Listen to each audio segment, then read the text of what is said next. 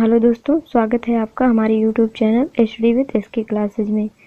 देखिए दोस्तों, आजकल हम जीके के कुछ महत्वपूर्ण क्वेश्चनों का सीरीज कर रहे हैं जो आपकी आने वाली परीक्षाओं जैसे जेल वार्डन हो गया, यूपी लेखपाल हो गया, या एसएससी का कोई भी एग्ज़ाम हो और या चाहे रेलवे का भी कोई एग्ज़ाम हो, हम बेसिक स्टैटिक जीके कर रहे हैं। तो ये सभी एग्ज़ामों के लिए काफ़ी महत्वपूर्ण साबित होगा।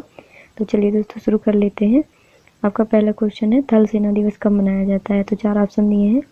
पहला दिया है 4 दिसंबर को, दूसरा दिया है 15 फरवरी को, तीसरा दिया है 8 अक्टूबर को और चौथा दिया है 8 मार्च को। तो जो थल सेना दिवस है ये आपका 15 जनवरी को मनाया जाता है। ऑप्शन नंबर आपका बी सही हो जाएगा। तो दोस्तों 15 जनवरी को थल सेना दिवस मनाए जाने का कारण है कि जो आपके पहले शीर्ष कमांडर बने थे भारत के, KM करियप्पा, इनके जो है पद ग्रहण समारोह जो इन्होंने पद ग्रहण किया था ये 15 जून 1949 को किया था। तो इनके पद ग्रहण थल सेना दिवस मनाया जाने लगा। तो देखिए दोस्तों, इनको जो है जो इनका पदभार ग्रहण समारोह था, इनमें इनको शपथ किसने दिलाई थी? तो जो ब्रिटिश राज के समय की भारतीय सेना के अंतिम अंग्रेज शीर्ष कमांडर थे जनरल रॉय फ्रांसिस वुडचई, इन्होंने इनको पदभार ग्रहण का शपथ दिलाया था। देखिए दोस्तों, अन्य जो ऑप्शन दिए हैं, पहला दिया है आपका 4 दिसंबर को क्या मनाया जाता है? तो दोस्तों 4 दिसंबर को आपका नौसेना दिवस मनाया जाता है। और जो सी वाला ऑप्शन दिया है 8 अक्टूबर को, तो 8 अक्टूबर को जो है आपका नौसेना दिवस मनाया जाता है। और 8 मार्च को अंतर्राष्ट्रीय महिला दिवस मनाया जाता है। देखिए दोस्तों, थीम भी देख लेते हैं थल सेना दिवस का। तो इस बार का जो थल सेना दिवस का थीम था वो आपका था the emerging defence manufacturing hub and digital transformation of defence. तो नेक्स्ट क्वेश्चन देखते हैं दोस्तों, भारत का प्रथम टैंक रोधी परीक्षा पास पर कौन था?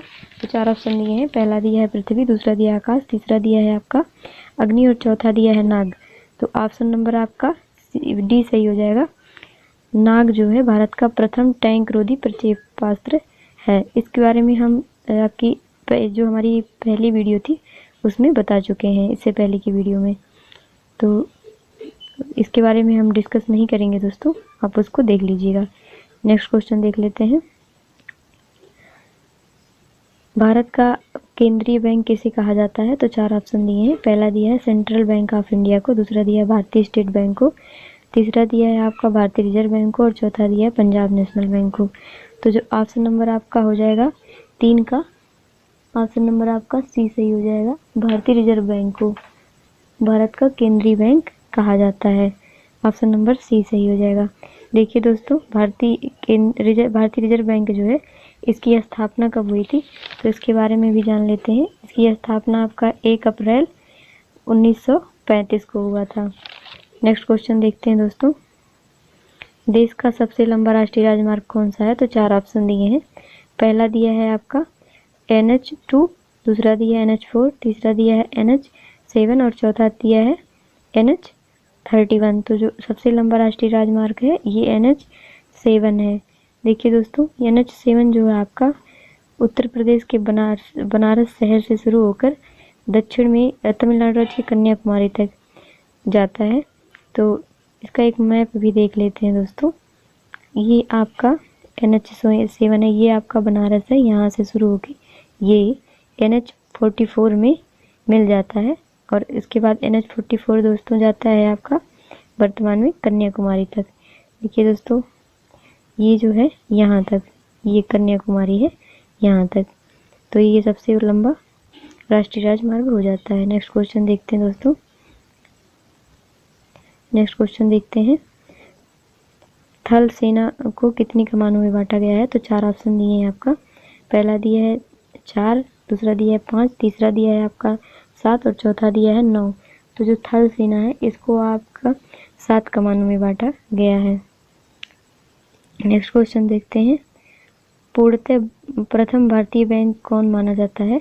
तो 4 ऑप्शन दिया आपका इलाहाबाद बैंक को, दूसरा दिया है आपका बैंक ऑफ हिंदुस्तान को, तीसरा दिया हुआ कमर्शियल बैंक को और चौथा दिया पंजाब नेशनल बैंक को।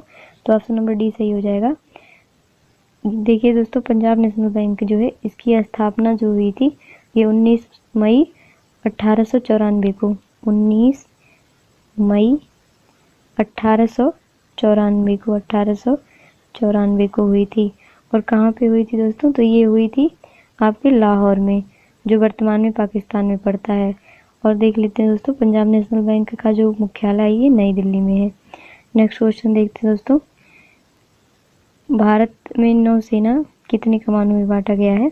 तो 4 ऑप्शन दिए हैं। पहला दिया है 2, दूसरा दिया है 3, और तीसरा दिया है 7, और चौथा दिया है 9। तो जो भारत में आपका नौसेना है ये आपका 3 कमानों में बांटा गया है। ऑप्शन नंबर बी सही हो जाएगा। नेक्स्ट क्वेश्चन देखते हैं दोस्तों, 14 बड़े व्यापारिक बैंकों का राष्ट्रीयकरण किस वर्ष किया गया?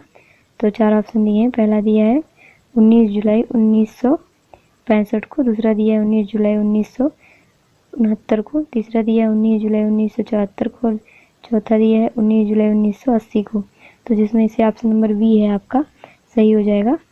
देखिए दोस्तों, जब 14 बड़े बैंकों का राष्ट्रीयकरण किया गया था तो उस समय जो है आपके पीएम जो थी भारत की पीएम इंदिरा गांधी थी, इन्होंने ही बैंकों का राष्ट्रीयकरण किया था। इससे पहले जो बैंक थे वो भारत के जो अमीर लोग थे उनके हाथों में था। नेक्स्ट क्वेश्चन देखते हैं दोस्तों, भारत का सबसे बड़ा बंदरगाह कौन सा है? तो 4 ऑप्शन दिए हैं। पहला दिया है कांडला, दूसरा दिया है विशाखापत्तनम, तीसरा दिया मुंबई, और चौथा दिया चेन्नई। तो जो भारत का सबसे बड़ा बंदरगाह है ये मुंबई बंदरगाह है। ऑप्शन नंबर बी सही है। देख लेते हैं दोस्तों इसका मैप। ये देखिए दोस्तों, मुंबई बंदरगाह है ये आपका, यहाँ पे महाराष्ट्र में ये मुंबई बंदरगाह है आपका। और इससे कुछ ही दूरी पर नावा सेवा बंदरगाह है जो एक कृत्रिम बंदरगाह है।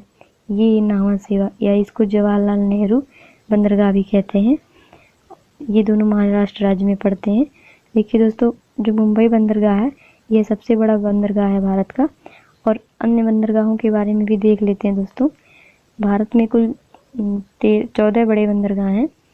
देखिए दोस्तों, गुजरात से शुरू करते हैं हम लोग। ये गुजरात है, तो ये इसमें जो है एक बंदरगाह है जो कच्छ की खाड़ी के पास पड़ता है, कांडला बंदरगाह। इसका नाम है कांडला बंदरगाह। उसके बाद एक और है दूसरा दहेज बंदरगाह, जो आपका गुजरात राज्य में ही पड़ता है। यहाँ से रसायन का सबसे ज़्यादा निर्यात होता है। और कांडला बंदरगाह के बारे में जान लेते हैं दोस्तों। यह एक ज्वारी बंदरगाह है, मतलब यहाँ पे किसी मशीनरी का यूज नहीं किया जाता है। जब ज्वार भाटा आता है तो उससे जो है जहाज़ें अपने आप तट पे आ जाती हैं। और देखते हैं दोस्तों, जो आपका गोवा है, गोवा में आपका मरमा गोवा कहते हैं इसको, ये बंदरगाह है। और उसके बाद जो आपका कर्नाटक है, ये कर्नाटक राज्य है, तो कर्नाटक राज्य में आपका न्यू मंगलोर बंदरगाह है। और देखते हैं दोस्तों, केरल में आपका जो है कोची बंदरगाह है। कोची ये सबसे बड़ा शिपयार्ड बंदरगाह है। और ये जो है आपका कहाँ पे है? तो ये वेम्बनाड झील जो है आपका उसके किनारे पे है कोची बंदरगाह। उसके बाद देखते हैं दोस्तों, तमिलनाडु में तूतीकोरिन बंदरगाह जो है तमिलनाडु में है। यह जो है दोस्तों कृत्रिम बंदरगाह है। और नेक्स्ट देख लेते हैं दोस्तों चेन्नई बंदरगाह के बारे में। ये चेन्नई का बंदरगाह है।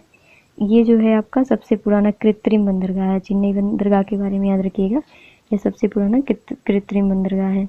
और तमिलनाडु राज्य में ही एन्नौर बंदरगाह भी है। इसके बाद आंध्र प्रदेश में चलते हैं। यहाँ पे विशाखापत्तनम बंदरगाह है। यह सबसे गहरा प्राकृतिक बंदरगाह है। यह सबसे गहरा प्राकृतिक बंदरगाह है विशाखापत्तनम। और भी देख लेते हैं दोस्तों, ये है आपका पारादीप बंदरगाह जो कि आपका इस राज्य में है। तो ये आपका है उड़ीसा राज्य में पारादीप बंदरगाह। और उसके बाद आपका पश्चिम बंगाल में जो है कोलकाता बंदरगाह है। यह हुगली नदी के तट पर स्थित है कोलकाता बंदरगाह। और एक बंदरगाह आपका पोर्ट ब्लेयर पे भी है, ये अंडमान निकोबार है, तो यहाँ पे पोर्ट ब्लेयर है। पोर्ट ब्लेयर में भी पोर्ट ब्लेयर बंदरगाह है। देखिए दोस्तों, इस प्रकार हमने भारत के जो मुख्य बंदरगाह हैं उनके बारे में देख लिया है। नेक्स्ट क्वेश्चन देख लेते हैं दोस्तों, भारतीय नौसेना अकादमी कहाँ स्थित है? तो 4 ऑप्शन दिए हैं आपको। पहला दिया है कानपुर में, दूसरा दिया है खड़गपुर में, तीसरा दिया है नई दिल्ली में, और चौथा दिया है देहरादून में। तो जो ऑप्शन नंबर डी है आपका देहरादून, ये सही हो जाएगा। भारतीय नौसैनिक अकादमी जो है आपका देहरादून में स्थित है। देख लेते हैं दोस्तों, 6 बड़े व्यापारिक बैंकों का राष्ट्रीयकरण कब किया गया था? तो 4 ऑप्शन दिए हैं। पहला दिया है 1975 में, दूसरा दिया है 1978 में, तीसरा दिया 1980 में और चौथा दिया है 1984 में। तो जो 80 सही हो जाएगा, जो है आपका 1980 में 6 बड़े बैंकों का राष्ट्रीयकरण किया गया था। नेक्स्ट क्वेश्चन देख लेते हैं दोस्तों, निम्नलिखित में से कौन सा एक कृत्रिम बंदरगाह है? तो ऑप्शन नंबर ए है आपका मुंबई बंदरगाह, बी है कांडला बंदरगाह, सी है चेन्नई बंदरगाह और डी है आपका विशाखापट्टनम बंदरगाह। तो देखिए दोस्तों, अभी हम ऊपर आपको बता चुके हैं इसी वीडियो में कि कृत्रिम बंदरगाह कौन सा है, तो इसको आप कमेंट करके बताइएगा। दोस्तों आप लोग कमेंट नहीं करते हैं, प्लीज़ कमेंट किया कीजिए। तो इस क्वेश्चन के बारे में आप कमेंट करके बताइएगा। नेक्स्ट क्वेश्चन देख लेते हैं, नौसेना दिवस किस तिथि को मनाया जाता है? तो 4 ऑप्शन दिए हैं। पहला दिया 8 जनवरी को और दूसरा दिया है 8 अक्टूबर को, तीसरा दिया है 14 दिसंबर को और चौथा दिया है 4 दिसंबर को। तो जो ऑप्शन नंबर आपका हो जाएगा सही हो जाएगा। अभी इसके बारे में ऊपर हम डिस्कस कर चुके हैं इसी वीडियो में। नौसेना दिवस 4 दिसंबर को मनाया जाता है। देखिए दोस्तों, नौसेना दिवस के बारे में कुछ महत्वपूर्ण जानकारी ले लेते हैं कि क्यों मनाया जाता है।